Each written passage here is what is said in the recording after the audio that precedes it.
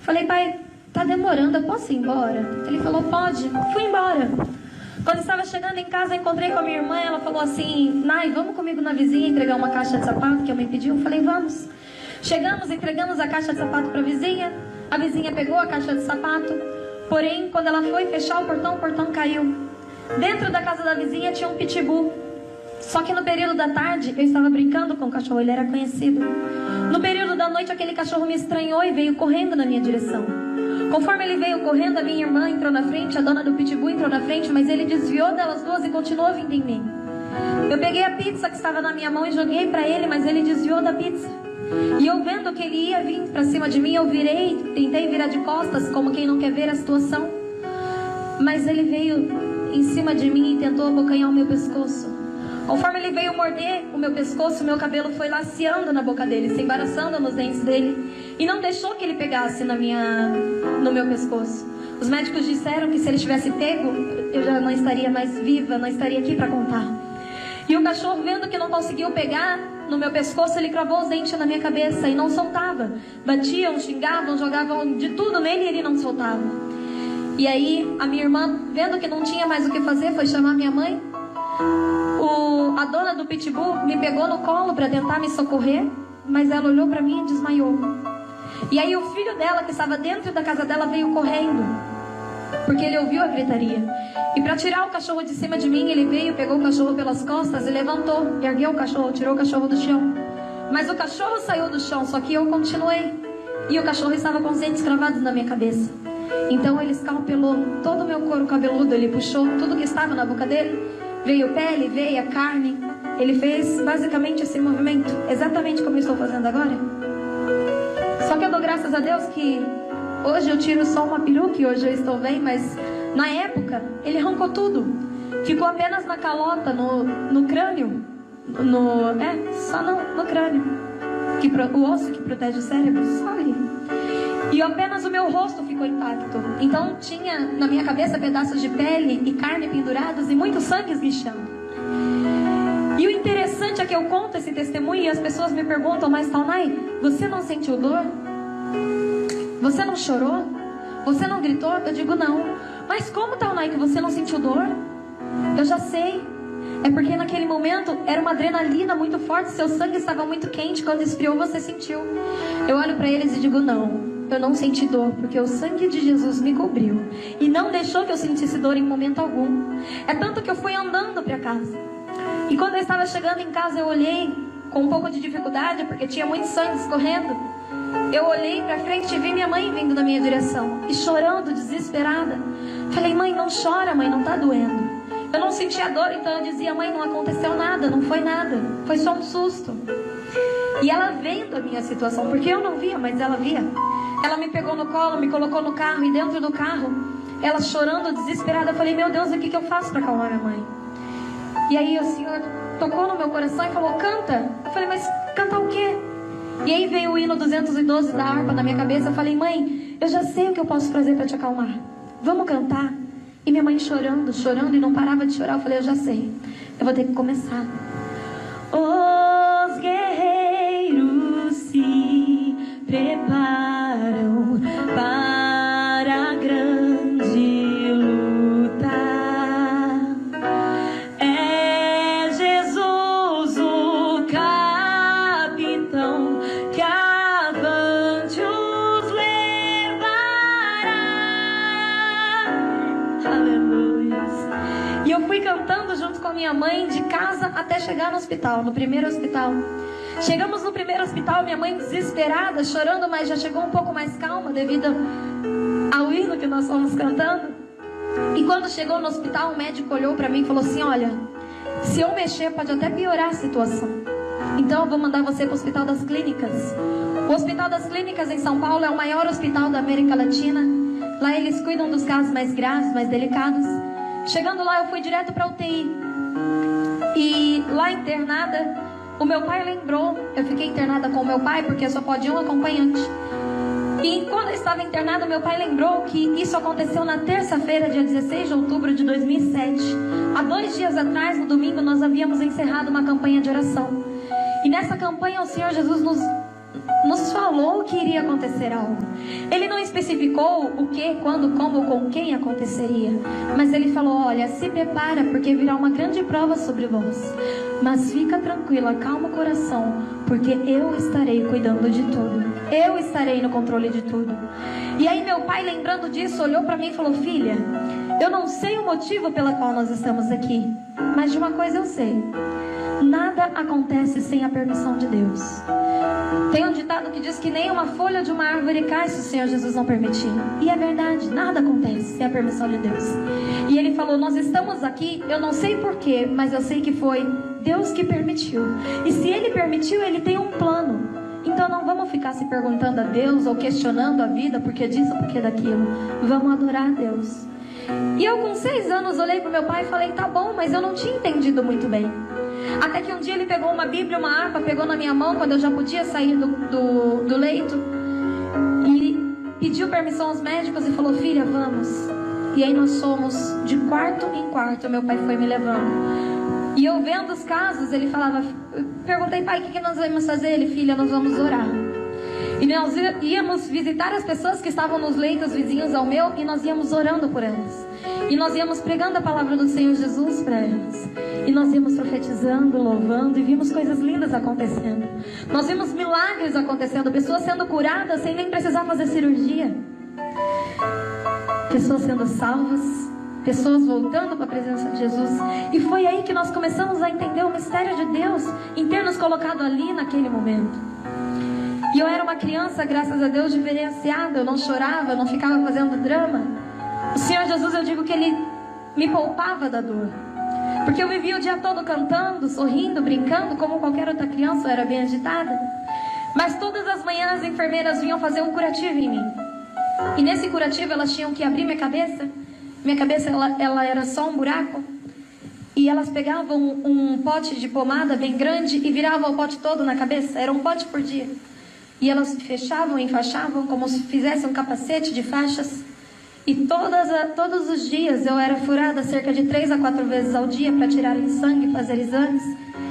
E todas as noites vinha um médico enquanto eu estava dormindo e furava a minha cabeça com uma agulha para ver como estava a situação da cabeça. E foram muitos e muitos momentos que nós passamos ali. Só que todos esses momentos eu não passava chorando, eu passava cantando. E as pessoas não entendiam e me perguntavam: mas Taunay, por que você canta? Eu digo: olha, meu pai falou que eu tenho que adorar a Deus. E um dia eu senti dor, porque eu senti muita dor. E aí eu comecei a cantar, porque eu não sabia o que fazer. E eu comecei a cantar e Deus tirou a minha dor. E aí depois eu estava longe do meu pai e eu senti medo. E eu cantei e Deus tirou meu medo. Eu fiquei mais calma, Ele acalmou meu coração. E foi aí que uma criança de 6 anos começou a entender o mistério de Deus através da adoração. Começou a entender que enquanto eu adorava, ou enquanto você adora, o Senhor Jesus cuida de tudo para você. Eu digo porque eu creio, porque eu vivi. Porque enquanto eu cantava, Deus tirava a minha dor. Enquanto eu cantava, Deus tirava o meu medo. Enquanto eu cantava, o Senhor acalmava o meu coração. E aí, eu lá internada no hospital, fiz cerca de 27 cirurgias. Uma das cirurgias que eu fiz chamava-se retalho microcirúrgico de grande dorsal, na qual os médicos tiveram que retirar pele, veia e carne de outras partes do meu corpo para refazer a minha cabeça, porque não tinha mais o que fazer. E minha mãe até se ofereceu, mas o médico falou que não podia ser ela, tinha que ser eu. E a primeira vez que eu fiz essa cirurgia, ela deu rejeição. Então os médicos tiveram que lixar a minha cabeça até chegar no crânio e fazer tudo de novo. Todo o processo que eles já tinham feito. E essa cirurgia na qual eles remarcaram para refazer tudo foi uma das mais arriscadas e mais demoradas que eu fiz naquele hospital. Eu fui a primeira a entrar e a última a sair. Porém, quando eu cheguei no quarto, meu pai já desesperado, com medo, porque eu nunca tinha demorado tanto. Eu olhei para o meu pai e o efeito da anestesia tinha acabado. A anestesia, ela não deixa a gente sentir dor nenhuma. A minha era geral, então eu dormia. E eu chegava no quarto, cheguei no quarto quando a anestesia foi acabando o efeito. Eu olhei para o meu pai com o corpo todo enfaixado. Levantava as perninhas que estavam enfaixadas e falava: pai, tá doendo. E tá doendo muito. Só que meu pai de primeiro ponto estranhou, porque eu nunca tinha reclamado de dor. Então ele chamou a enfermeira, ela veio, deu as doses de remédio. Passou-se um tempo, a dor não passou, e eu falei, mas pai, não parou de doer. E ele veio, chamou a enfermeira, e isso se repetiu várias e várias vezes, até que da última vez a enfermeira veio e falou, olha pai, chamou meu pai no canto e falou, olha pai, se eu der mais uma gotinha de remédio para ela, ela vem a óbito por alta dosagem, vai dar como overdose. Eu posso até dar mais remédio para ela, mas você tem que assinar os papéis para não dizer que foi falha médica. E aí ela falou, só que aí eu dou o remédio e você se prepara, porque provavelmente ela vai morrer. E aí meu pai olhou para mim, olhou para ela e falou, não doutora, pode ir embora, a gente se vira. E eu longe, só olhei meu pai dizendo, a gente se vira, mas eu olhei para ele, estranhei e falei, pai, vem cá, quem está sentindo a dor sou eu. Eu nunca reclamei de dor, e é a primeira vez que eu reclamo de dor, o senhor manda a enfermeira embora. Falei, pai, tá doendo tanto, pai, é uma dor tão forte que eu nunca senti na minha vida. Eu cheguei até a comentar com ele, eu falei, dizem, pai, que as dores de parto são a dor mais dolorosas que alguém pode sentir, mas eu acho que essa dor é pior. Para tentar explicar o tamanho da dor que eu estava sentindo. E aí meu pai sem poder fazer nada, eu sem poder fazer nada. Aí eu lembrei que nós passávamos nos leitos e orávamos pelas pessoas e pessoas eram curadas. Falei, mas pai, eu já sei, ora por mim. E ele orou. E nós cremos, mas passou-se um tempo e a dor não passou. E aí eu me desesperei mesmo, que eu falei, meu Deus, tomei todos os remédios, morfina, tudo que tinha para tomar e a dor não passou. Meu pai orou que era a minha última solução e única solução, e a dor não passou. E meu pai olhando para mim já desesperado, agoniado de ver a filha agonizando de dor e não poder fazer nada. Eu olhei para ele e falei, pai, eu sou muito fraca, porque as pessoas vêm aqui nos visitar, me ver cantando, me ver sorrindo e falam que eu sou forte por ser apenas uma criança e não chorar. Mas pai, eu não estou aguentando de dor, pai, eu acho que eu vou morrer. Já quase me despedindo do meu pai naquele momento. E aí meu pai olhou para mim e falou assim, filha, eu já sei o que a gente pode fazer. Falei, o que, pai? Ele falou, vamos chorar. Eu de primeiro momento olhei, estranhei, mas chorar? O que chorar vai adiantar agora? E ele falou, sim filha, vamos chorar, porque não é vergonhoso chorar e não é feio chorar. A Bíblia diz que bem-aventurados são os que choram, porque eles serão consolados. E eu olhei para o meu pai, de certo modo aliviada pela sugestão que ele deu, porque eu queria mesmo chorar. Eu realmente não estava chorando para dar forças para o meu pai, e meu pai não estava chorando também para me dar forças, para ninguém achar que tudo estava perdido, digamos assim. E eu falei, sim pai, então vamos chorar. Foi nesse momento, irmãos, que nós choramos. Choramos, eu acho que tudo que não tínhamos chorado de quando chegamos no hospital até aquele dia. E eu olhei para ele e falei assim, pai, Deus é muito bom. E ele falou, filha, por que você está dizendo isso? Eu falei, pai, os médicos fizeram tudo o que eles podiam fazer e não conseguiram tirar a minha dor. Mas nós oramos e esperamos o tempo de Deus, e Deus tirou a minha dor. Eu sei que foi pela oração, pai, porque nós esperamos, pai, e porque nós precisávamos passar por este momento. Tem coisas na sua vida que você não entende, que às vezes você se pergunta, mas Senhor, por que, Senhor, o que está acontecendo? Ei, não é porque Deus é ruim, é porque você precisa passar por certos momentos para você se tornar mais forte. Você não vai morrer, você vai apenas se fortalecer. Aleluias. E eu feliz porque aquela dor tinha passado. Falei, pai, faz o seguinte, agora canta para mim dormir. E meu pai diz, irmãos, que aquele momento foi o mais difícil, porque ele não tinha voz nem para falar, quanto mais para cantar. Eu falei, mas canta, pai, aquele hino daquele jeito. E ele falou, tá bom, filha, porque aquele hino daquele jeito era fácil para ele, porque ele não precisava falar, não precisava cantar, ele apenas sussurrava com um gemido. E ele começou assim, ó.